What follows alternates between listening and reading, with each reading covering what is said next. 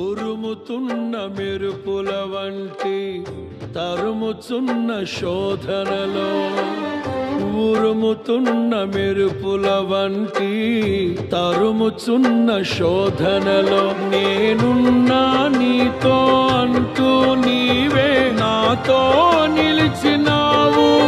క్షణమైనా విడువక ఔదార్యమును నాపై చూపినావు. నీ మనసే అతి మధురం, అది నా సొంతమే. పరిమళ తైలం నీవే, తరగని సంతోషం నీలో. జీవన మకరందం నీవే, తీయని సంగీతం నీవే.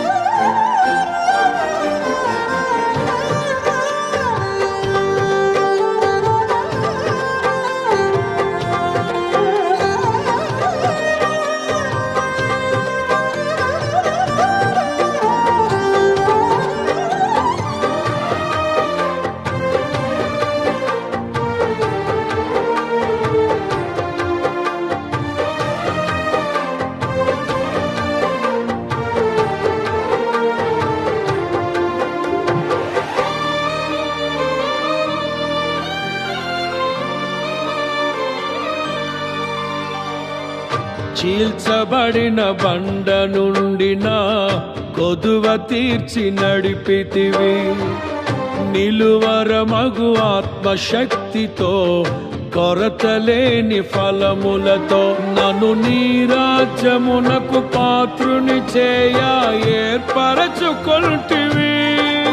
నీ స్వాస్థ్యములోనే చేరుటకై అభిషేకించినావు. నీ మహిమార్థం వాడబడే నీ పాత్రను నేను.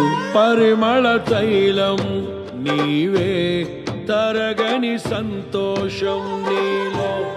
జీవన మకరందం నీవే, తీయని సంగీతం నీవే. ప్రభువైన యేసుక్రీస్తు నామమును బట్టి ఈ ఆరాధనకి కూడా వచ్చున్న మీకు అందరికీ కూడా హృదయపూర్వకమైన వందనాలు తెలియజేస్తున్న అందరికీ వందనాలు. దేవుని పరిశుద్ధ గ్రంథంలో నుండి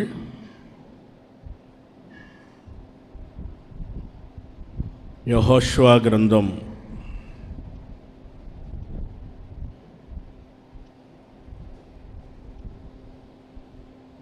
23వ అధ్యాయము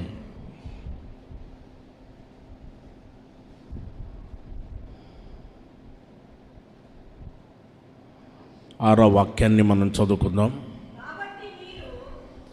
కాబట్టి మీరు మోషే ధర్మశాస్త్రం అంతటిలో రాయబడిన అంతటిని గైకొని అనుసరించుటకు మనస్సు దృఢము చేసుకొని,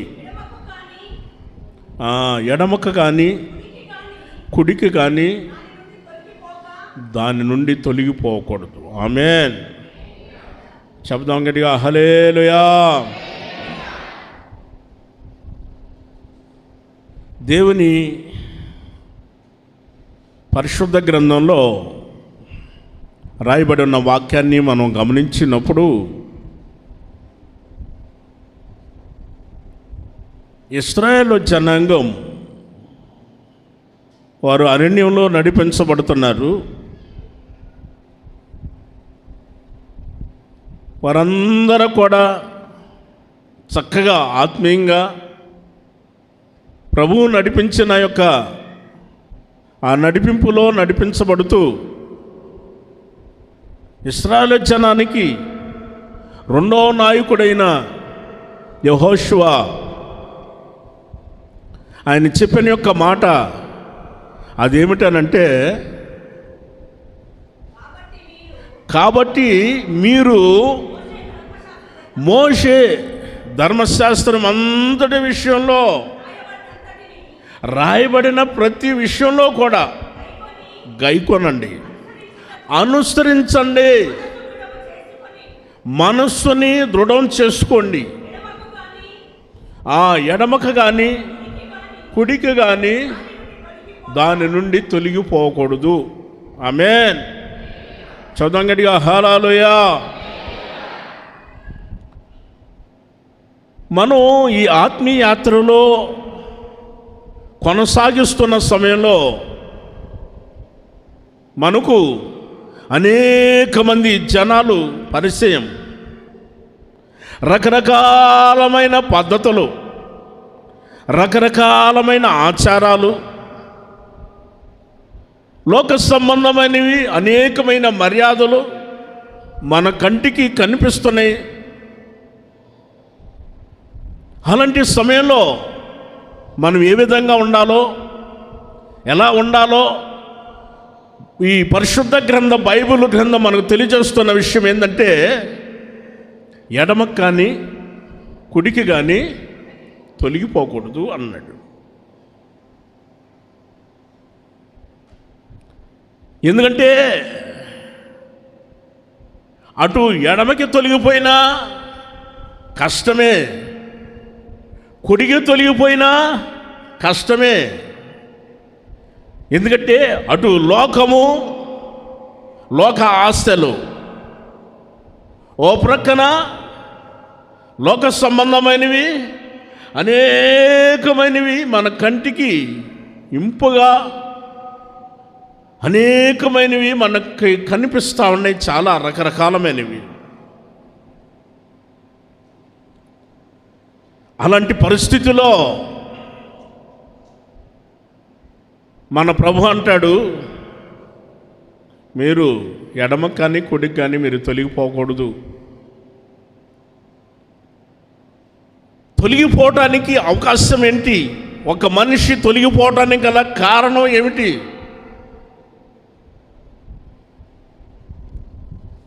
ఒక మనిషి పతనమైపోతున్నారు, స్త్రీలైనా పురుషులైనా.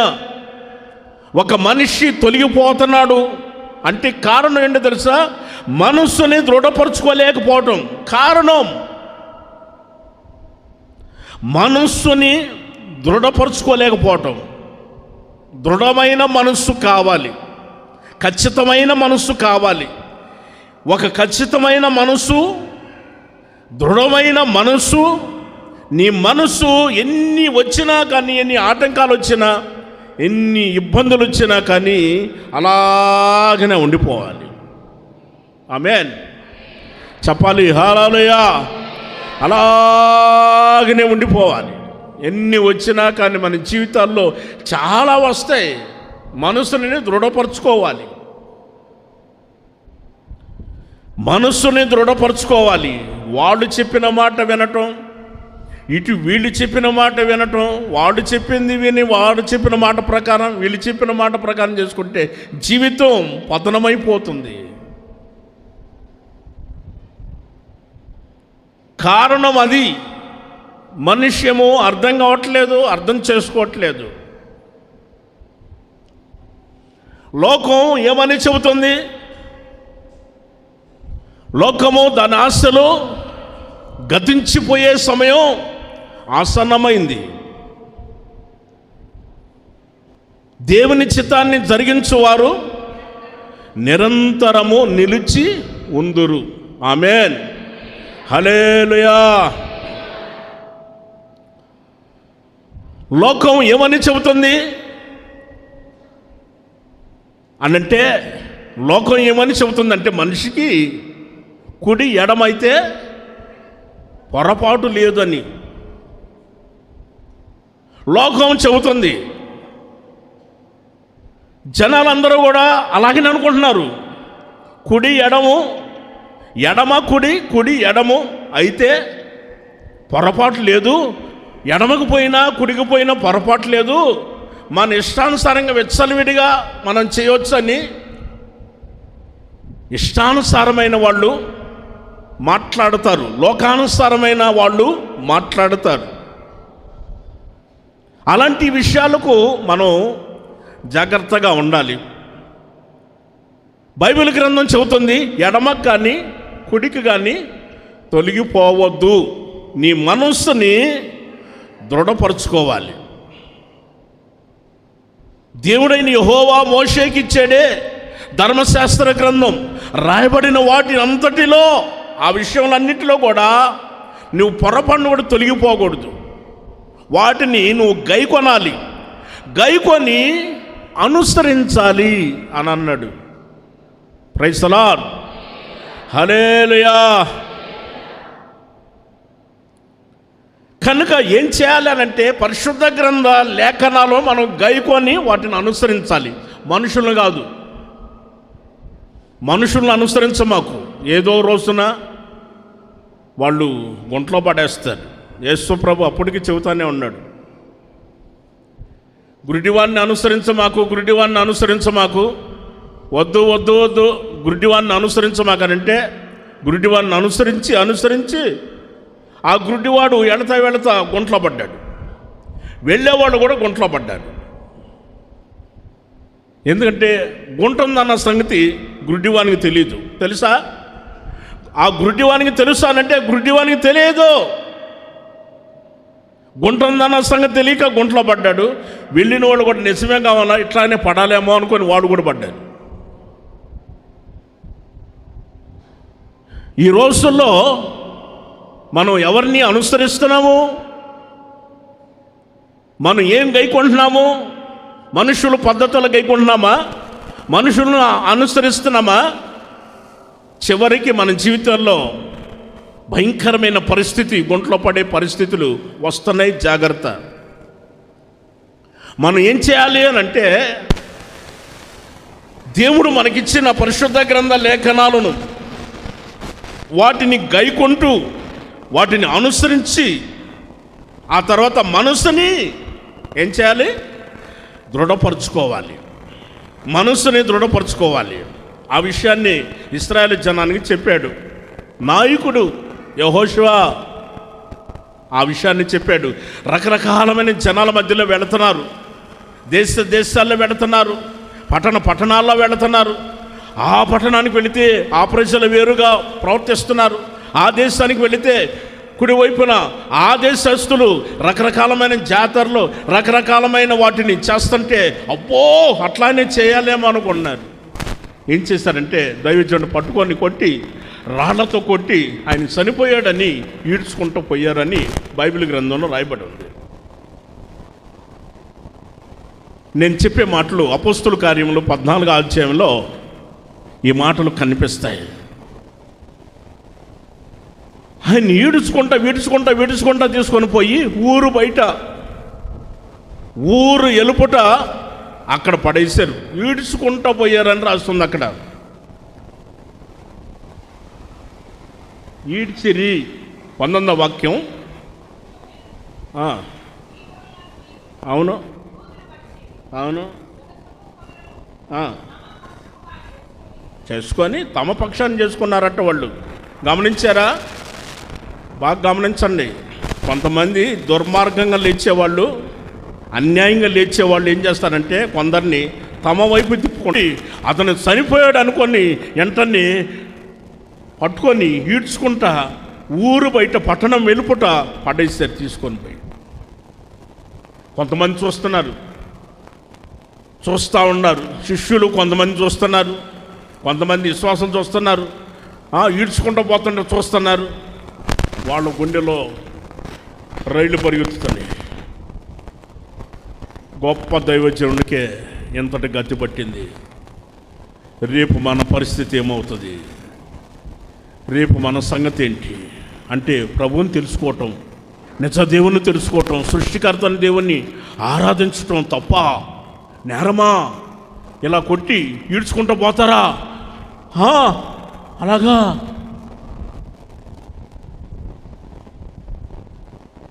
అని ఎవరికి వారే ఆశ్చర్యంగా ఆలోచన చేస్తున్నారు. ఈ శిష్యులు అక్కడ చుట్టూ ఉన్నమ్మ, ఒక్క నిమిషం నేను చెబుతాను. శిష్యులు చుట్టూ నిలబడ్డారు. నిలబడి వాళ్ళు స్తోత్రాలు చెప్పి ప్రార్థన అందరం ఆయన పిల్లలు. దేవునికి స్తోత్రం. వాళ్ళందరూ గడగడగడలాడిపోతున్నారు, భయపడిపోతున్నారు. శిష్యులు ఆ పట్టణంలో ఉన్నవారు భయపడిపోతుంటే మరలా ఆ పట్టణానికి వచ్చాడు దైవజనుడైన పౌలు గారు. మరలా పట్టణానికి వచ్చిన తర్వాత మనస్సు మారి అది రూపాంతరం చెందాలి. ఒక పురుగు ఉంటుందండి, నల్లటి పురుగు, దానిపైన వెంట్రుకలు కూడా ఉంటాయి. పురుగు దాన్ని చూస్తేనే ఒళ్ళంతా ఒక రకమైపోతుంది. దాన్ని చూడగానే ఏం పురుగు అది? ఆ గొంగళ పురుగు. దాన్ని ఏం చేస్తారు? రాగానే చీపిరి తీసుకొని ఇసిరి అంత దూరాన్ని కొడతాడు. దేవునికి అవసరం లేదంటాడమ్మా, పరలోకానికి అవసరం లేదమ్మా, మారితే ఇక్కడే మారు, లేదంటే నువ్వు అక్కడ పనికి రావమ్మా అని చెప్పేసరికి ఆమె వెంటనే మారు మనసు పొంది బాప్తిస్వం తీసుకుంది. ఆమేన్, హల్లెలూయా. వెంటనే మారు మనసు పొంది బాప్తిస్వం తీసుకుందండి. మనసు మార్చుకుంది. ఇక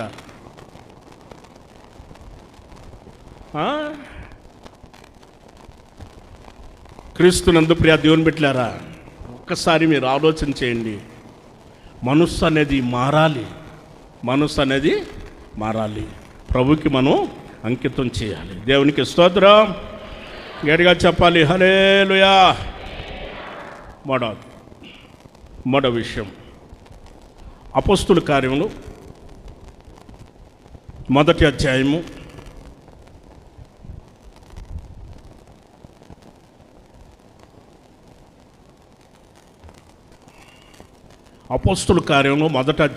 14వ వాక్యం. వీరందరూ వీరితో కూడా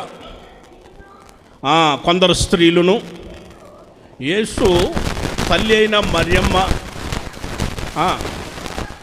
సహోదరులు, ఆయన సహోదరులు అందరూ కూడా ఏక మనస్సుతో ఎడతెగక ప్రార్థన చేయుచూ ఉండిరి. దేవునికి స్తోత్రం. గట్టిగా చెప్పాలి హల్లెలూయా. పరిశుద్ధ గ్రంథంలో మనం చదువుకున్న వాక్యాన్ని గమనించినప్పుడు వీరందరూ అనంటే 12 మంది శిష్యులను వారితో పాటు కొందరు స్త్రీలు కూడా ఉన్నారు. ఆ తర్వాత యేసు ప్రభు తల్లి అయిన మరియమ్మ, ఆయన సహోదరులు, ఇలా మొత్తం ఇంచుమించు 120 మంది ఉన్నారు అక్కడ. ఈ 120 మంది వారు ప్రార్థన చేస్తున్నారు. ఎలాంటి ప్రార్థన? ఏక మనస్సు అనంటే వారు చేసే ప్రార్థన ఒకటే ప్రార్థన చేస్తున్నారు. ఏక మనసుతో ప్రార్థన చేస్తున్నారు. ఏమిటి? మీరందరూ ఏక మనసుతో ఎందుకు ప్రార్థన చేస్తున్నారు? మీ కష్టం ఏంటి? మీ నష్టం ఏంటి? మీ బాధలేంటి?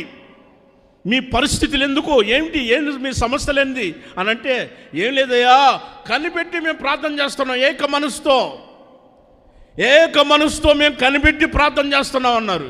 ఏక మనసుతో వారు ఎప్పుడైతే కనిపెట్టి వారు ప్రార్థన చేశారో, 2వ అధ్యాయంలో మొదటి నుంచి మనం గమనించినప్పుడు, పెంతుకొస్తు అను పండగ దినమున అందరూ ఒక చోట కూడి ఉన్నప్పుడు అక్కడ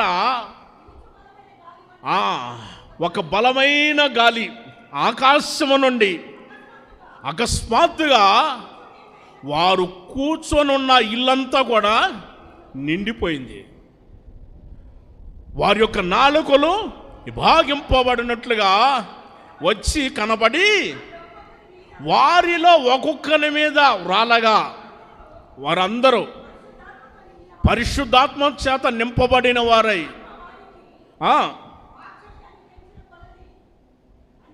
ఆత్మ వారికి వాక్శక్తి అనుగ్రహించిన కొలది వారు అన్య భాషలు మాట్లాడుచూ ఉండేది. దేవునికి స్తోత్రం. చెప్పాలి హల్లెలూయా. అంటే మిగిలిన వాళ్ళు చెప్పరా?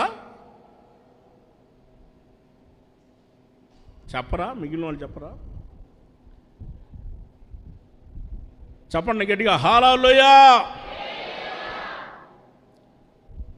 అందరూ ఏక మనసుతో హల్లెలూయా చెప్పాలి, ఏక మనసుతో ప్రార్థన చేయాలి, ఏక భావం, ఏక తాత్పర్యం. అందరికీ సంఘానికి ఒకే ఆలోచన ఉండాలి, ఒకే మనసు ఉండాలి. ఆమేన్, హల్లెలూయా. ఏక మనస్సు. 120 మంది ఉన్నారు ఇక్కడ, 120 మంది కూడా ఏక మనస్సు. ఈ మనసు ఏంటి? ఏక మనస్సు. సంఘంలో ఉన్న ప్రతి ఒక్కరు కూడా విడివిడిగా ఉండకూడదు, విడివిడిగా ఉండకూడదు. ఏక మనస్సు, ఏక తాత్పర్యము, ఏక భావము అనేది అందరిలో కూడా ఉండాలి. ఆ విషయాన్ని తెలియచేస్తున్నారు. వారందరూ కూడా ప్రార్థన చేస్తూ ఉంటే ఆకాశం నుండి ఒక బలమైన గాలి వారి మీదకి అలా వచ్చేసింది. వాడు కూడి ఉన్న ఇల్లంతా కూడా నిండిపోయింది. వారందరూ కూడా ఆత్మలో హర్షిస్తున్నారు. వారిలో ఒక్కొక్కరి మీద రాలగా వారు భాషలు మాట్లాడుతున్నారు, పరిశుద్ధాత్మలో ఆనందిస్తున్నారు. దేవునికి స్తోత్రం, గట్టిగా చెప్పాలి హల్లెలూయా. వారందరూ కూడా భాషలు మాట్లాడుతున్నారు, పరిశుద్ధాత్మ చేత నింపబడాలి. పౌలు గారు ఎఫెసీ సంఘానికి పత్రిక రాస్తున్నప్పుడు ఎఫెసీ సంఘస్థులతో అపొస్తలుడైన పౌలు గారు 4వ అధ్యాయంలో మొదటి వాక్యం, కాబట్టి మీరు సమాధానమును బంధము చేత ఆత్మ కలిగించు ఐక్యత కలిగి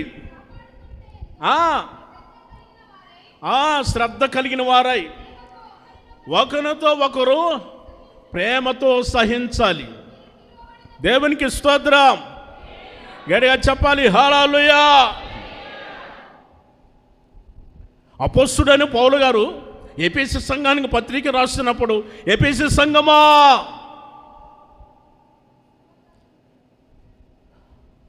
సమాధానం అనే బంధము చేత ఆత్మ కలిగించే ఐక్యత మీలో ఉండాలి. ఏమంటున్నాడు? సమాధానం అనే బంధము చేత ఆత్మ కలిగించే ఒక ఐక్యత రావాలన్నాడు. గమనించారా? సమాధానం అనే బంధం రావాలి. సమాధానం అనే బంధము చేత ఆత్మ కలిగించే ఒక ఐక్యత రావాలి. అంతేకాని విడివిడిగా ఉన్నారు అని అంటే వారి జీవితాల్లో సాతాను ప్రవేశిస్తాడు. ఇద్దరు కలిసి ఉన్నప్పుడు, భార్యాభర్తలు ఇద్దరు కూడా ఒకే చోట ఉన్నప్పుడు సాతాను రాలా. అవ్వమ్మ ఒంటరిగా ఉన్నప్పుడు ఉందా బైబిల్లో? అవ్వమ్మ ఒంటరిగా ఉన్నప్పుడు సాతాను వస్తాడు, ఒంటరిగా తీసుకొని పోతాడు. నీ భార్య వద్దు, నువ్వు ఒక్కడే వచ్చే, నీతో మాట్లాడాలి. మనం అందరం సహోదరులరా, అంతా ఒకటే, రా పక్కకి రా, నీతో మాట్లాడాలి ముఖ్యమైన విషయాలు, పక్కకి రా అని తీసుకొని పోతాడు. భార్య లేకుండా తీసుకొని పోతుంటే జాగ్రత్త నాయనా, మీకు దండం పెడతాను నాయనా, భార్య లేకుండా పోమాకండి నాయనా, భర్త లేకుండా మీరు ఎక్కడికి పోకూడదమ్మా, భర్త లేకుండా అవ్వమ్మ జాగ్రత్త.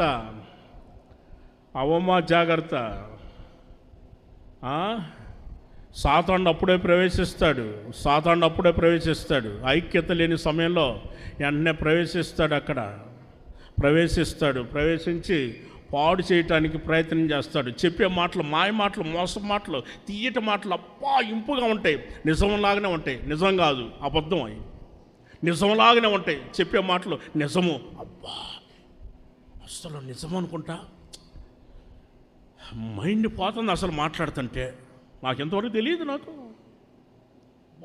ఏం మాట్లాడావు, అసలు మైండ్ పోయింది అసలు మాట్లాడుతుంటే. మైండ్ తిరిగిపోతుంది అసలు మాట్లాడుతుంటే కదా. సాతాను అంత మోసపు మాటలు నిజంలాగా పలుకుతాడు. నిజం కాదు కానీ అబద్ధికుడు, మోసగాడు నిన్ను మోసం చేస్తాడు. జాగ్రత్తగా ఉండాలి. ఇప్పుడు చెప్పండి, సమాధానం అనే బంధం చేత ఆత్మ కలిగించే ఒక ఐక్యతగా ఉండు. జాగ్రత్త. పౌలు గారు ఆయన అన్నాడు ఒక విషయాన్ని హెబ్రీలకు రాసిన పత్రికలో, హెబ్రీయులకు రాసిన పత్రిక 12వ అధ్యాయం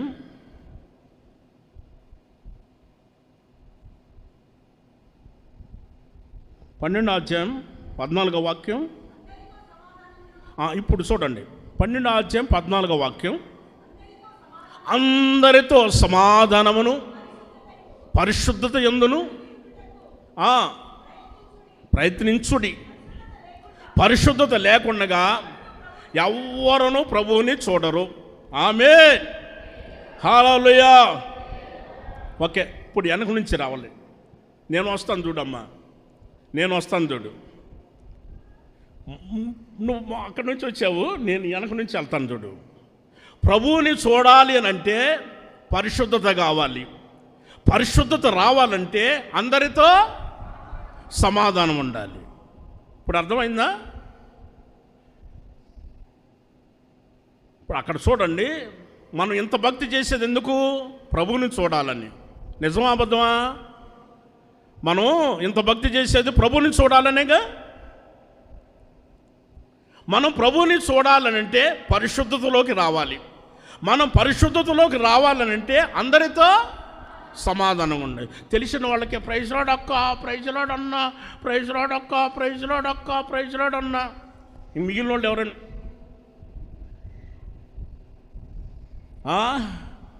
మూదంతా ఒక పక్కన పెట్టుకొని ఇంక వేరే వాళ్ళు అయితే పక్కన వాళ్ళు ఎవరైనా వస్తే మొహమంతా ఒక రకమైపోతుంది. నువ్వు అలాగుంటే పరిశుద్ధతలో రావాలి కదా.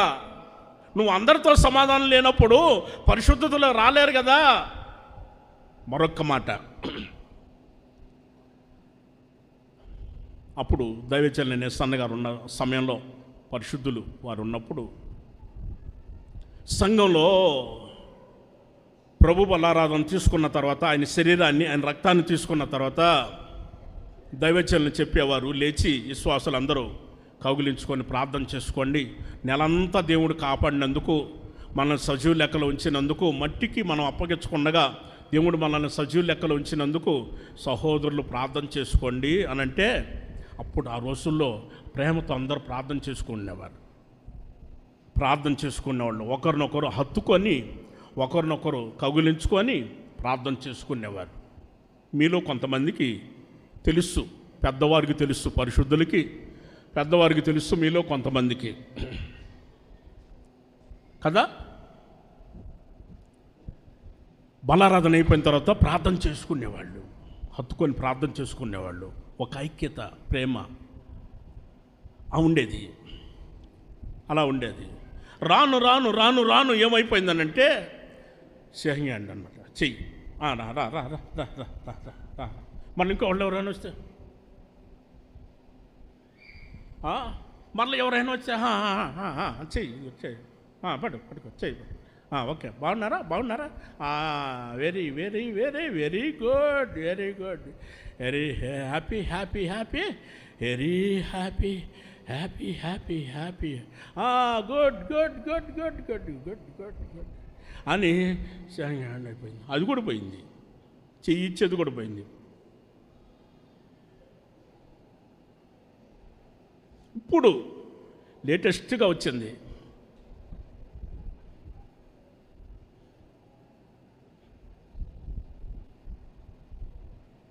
ఇప్పుడు జరుగుతున్నది చెబుతున్నాను.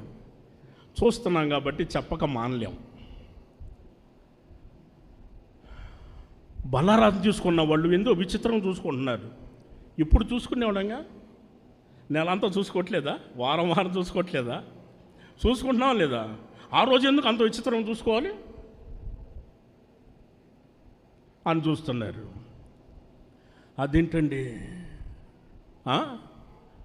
అదేం ప్రేమ, అదేం ఐక్యత? చూసుకునేది కూడా ఐక్యతనా? ఇప్పుడు చెప్పండి. అందరితో సమాధానంగా ఉండటానికి నువ్వు ప్రయత్నం చేయమన్నాడు, అవునా కాదా? నీకు సమాధానం లేదనే కదా ప్రయత్నం చేయమన్నది. ఏమనుకో మాకు, సమాధానం లేకనే ప్రయత్నం చేయమంటున్నాడు పౌలు గారు. ప్రయత్నం చేయి, సమాధానంగా ఉండేదానికి ప్రయత్నం చేయి. ప్రయత్నం చేస్తే పోయేదేం లేదు. నీ దగ్గర నుంచి బంగారం, వెండి, నీ దగ్గర ముత్యాలు, రత్నాలు నీ దగ్గర నుంచే ఊడిపోవు. ఉన్నాయా? ఉంటేనే కదా పోయేదానికి. ఏదో పోతే అందరితో సమాధానంగా ఉండాలి. అందరితో సమాధానంగా ఉంటేనే నువ్వు పరిశుద్ధతలోకి వస్తావు. అందరితో సమాధానంగా ఉన్న పరిశుద్ధతలోకి వచ్చిన తర్వాతనే నువ్వు ప్రభువుని చూడగలవు. ఆమేన్, హల్లెలూయా. ప్రభువుని చూడాలంటే అందరితో సమాధానం ఉండాలి. నీకు తెలిసిన వాళ్ళు, మెచ్చిన వాళ్ళు, కోరుకున్న వాళ్ళు, మెచ్చిన వాళ్ళు, అని నచ్చిన వాళ్ళు, మెచ్చిన వాళ్ళతో మాట్లాడుకుంటా, నవ్వుకుంటా వాళ్ళ వరకేనా? అందరితో కదా. చిన్నవాళ్ళైనా పెద్దవాళ్ళైనా అందరినీ పలకరించండి. పేదవాళ్ళు అని లేదు, ధనికులు అని లేదు, అందరినీ పలకరించాలి. ప్రభు దృష్టికి అందరూ సమానులే. ప్రైజ్ ది లార్డ్, హల్లెలూయా. ఈ వాక్యం దేవుడు అందరి హృదయాలలో ఫలింపచేయునుగాక. ప్రతి కుటుంబాన్ని ప్రభు దీవించునుగాక. ప్రతి ఒక్కరికి దృఢమైన మనస్సు ప్రభు కలుగు చేయునుగాక. ఏక మనస్సు ప్రభు కలుగు చేయునుగాక. ప్రతి వారి యొక్క జీవితంలో మనస్సు మారునట్లుగా ప్రభు చేయునుగాక. ప్రభు కార్యాలు చేయునుగాక. ప్రతి వారిని, సంఘాన్ని పరిశుద్ధపరచునుగాక. ఈ సంఘాన్ని మరింత ప్రగతి పదంలో ప్రభు నడిపించునుగాక. ఆమేన్, హల్లెలూయా. దయచేసి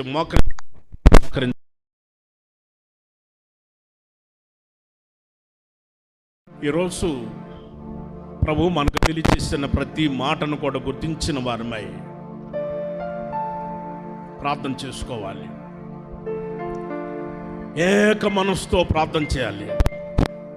ఏక తాత్పర్యంతో, ఏక భావంతో ప్రార్థన చేసుకోవాలి. ప్రార్థన చేయండి. ఆనాడు ఇశ్రాయేలు జనానికి నాయకుడైన యెహోషువ వారికి మాటలు చెప్పాడు.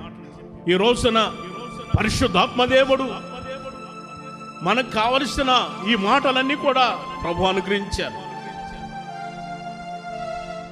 మోషే ధర్మశాస్త్రం అంతటిలో, గ్రంథం అంతటిలో రాయబడిన ప్రతి విషయాన్ని కూడా మీరు గైకొనాలి, అనుసరించాలి.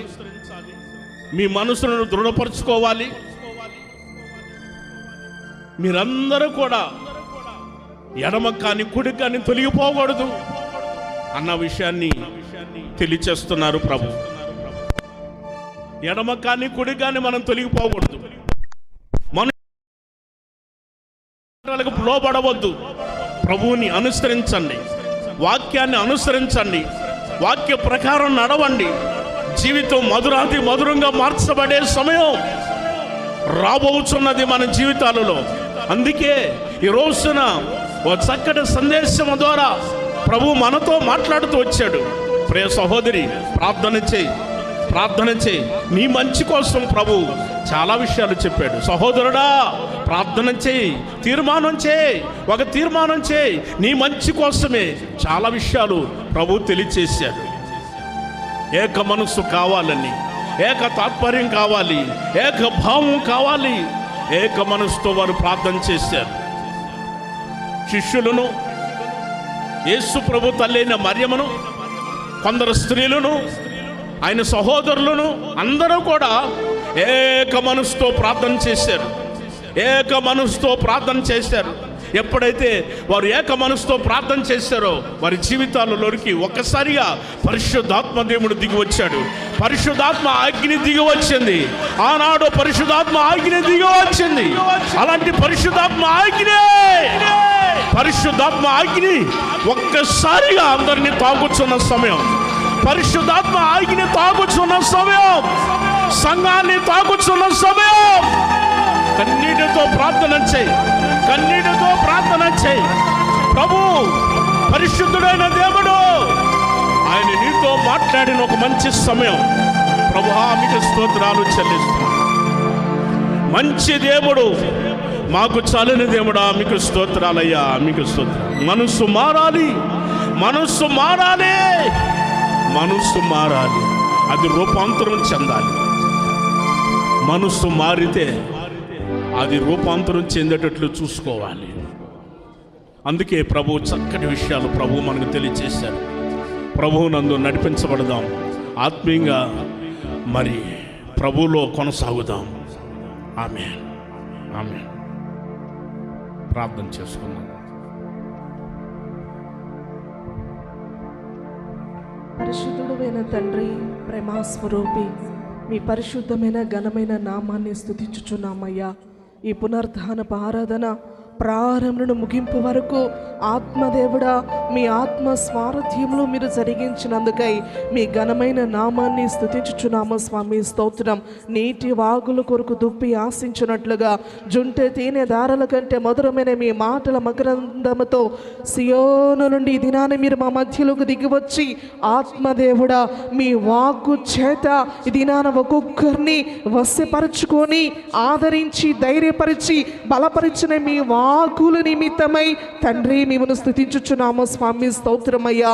దేవా మీ వాక్యమును గైకొని తండ్రి వాటిని మేము అనుసరించినప్పుడు మా మనస్సు దృఢపరచబడుతుందని తండ్రి కుడికి కానీ ఎడమకు కానీ తొలగగా గురి యొద్దకే మేము నడిపించబడతామని బహుమానమును మేము స్వతంత్రించుకుంటామని ఆత్మదేవుడా ఈ దినాన మీరు సూటిగా మాతో మీరు హెచ్చరించిన ప్రతి మాట కొరకై యేసయ్యా మేము స్తుతించుచున్నాము స్వామి. స్తోత్రం. నిజమే యేసయ్యా, అంత్య దినాలలో అపాయకరమైన దుర్దినాలలో నిలిచి ఉండగా ఏ ఒక్కరు కూడా ప్రభువా కుడికి గాని ఎడమకు గాని తొలగగా గురి యొద్దకు నడిపించబడుటకు ఒక్కొక్కరి మనస్సు దృఢపరుచుకున్నట్టుకు ఆత్మదేవ మీ వాక్కు ఒక్కొక్కరి హృదయంలో నిలిచి ఉండనట్లుగా ఆత్మదేవుడు మీరు సహాయము చేయమని మీ సన్నిధిలో వేడుకుంటున్నాము తండ్రి. స్తోత్రం.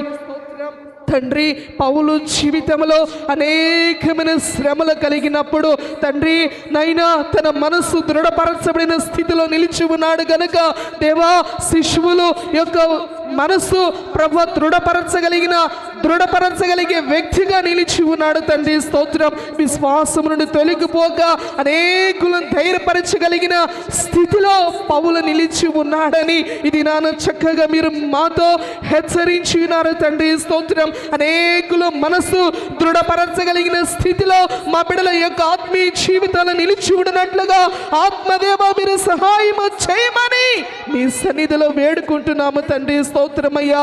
ఈ లోక మర్యాదని ఏ ఒక్కరు అనుసరించక ఉత్తమును అనుకూలమునైన దేవుని చిత్తమును పరీక్షించుకొనుచు దేవా మనసును దృఢపరచుకొని ప్రతి ఒక్కరు మనసు నూతనపరచబడినట్లుగా ఆత్మదేవ మీరు సహాయము చేయమని మీ సన్నిధిలో వేడుకుంటున్నామనైనా.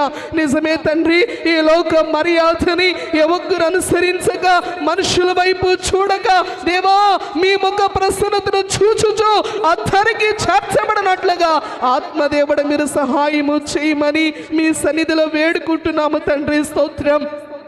యేసయ్యా మేడగది మీద తండ్రి 120 మంది ఏక మనసుతో ప్రార్థించినప్పుడు ఆత్మదేవుడా వారి మధ్యలోకి దిగి వచ్చిన శక్తి కలిగిన దేవ సంఘములో అటు ఏకాత్మని ఒక్కొక్కరి మీద మీరు కుమ్మరించమని సహాయము చేయమని మీ సన్నిధిలో వేడుకుంటున్నాము తండ్రి. స్తోత్రమయ్యా.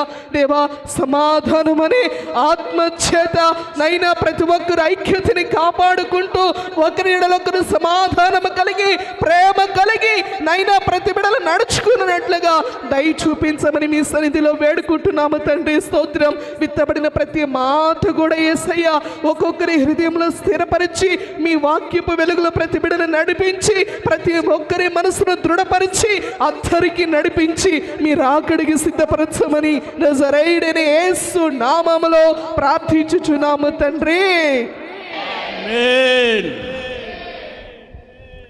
మన ప్రభువైన యేసుక్రీస్తు వారి యొక్క కృపయు తండ్రి అయిన దేవుని యొక్క ప్రేమయు పరిశుద్ధాత్మిక సహవాసము ఇప్పుడు ఎల్లప్పుడూ సదాకాలం మనకును ప్రభువునందు కొనసాగుచున్న ప్రతి ఒక్కరు కూడా మరి ఏక మనస్సును దృఢమైన మనస్సును మరి రూపాంతరం కలిగిన మనస్సునిచ్చి ఆ రాజ్యానికి ప్రభు సిద్ధపరుచునుగాక.